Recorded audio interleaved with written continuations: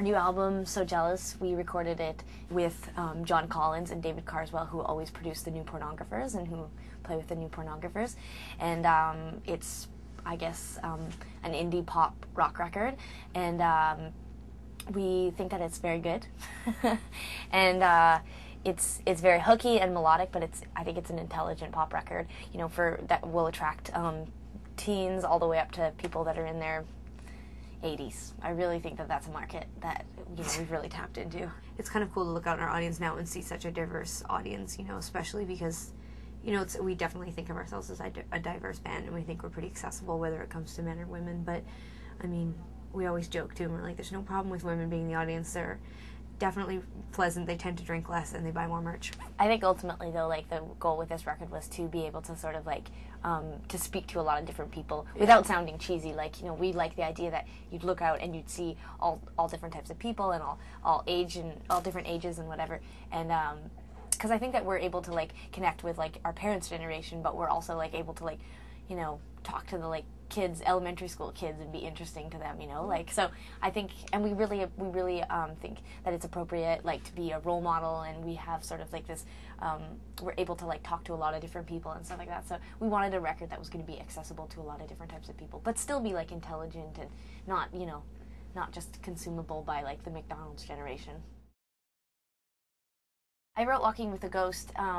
It was probably one of the first songs I wrote for So Jealous, and I had just moved from Vancouver to Montreal, which is like West Coast to the East Coast, essentially. And I had been living in Montreal Vancouver for like 3 years, and then I had moved to Montreal, and I was like new to the city, and I didn't know anyone, and I had rented this apartment, and it was very cold, and I would sit in the apartment with my guitar, and I had just a desk and like a bed, and I wanted to, like, write a song that was sort of reflective of, like, leaving the city where you're comfortable and going somewhere that's kind of isolated, but it's sort of romantic because you're starting again. And I wanted it to be, like, around, like, you know, when kids, like, jump rope and, you know, like, they start those songs, like, one kid would start and then you start, like, a little later, and then it would kind of do this round. That's sort of how initially Walking with the Ghost started. Like, content-wise, I wanted something that was very simple and could stay in your head and was very, like, kind of, like, emotional, but, like, kind of romantic. And then also, too, like, I wanted it to be, like, so simple that you couldn't get it out of your head, like, on purpose.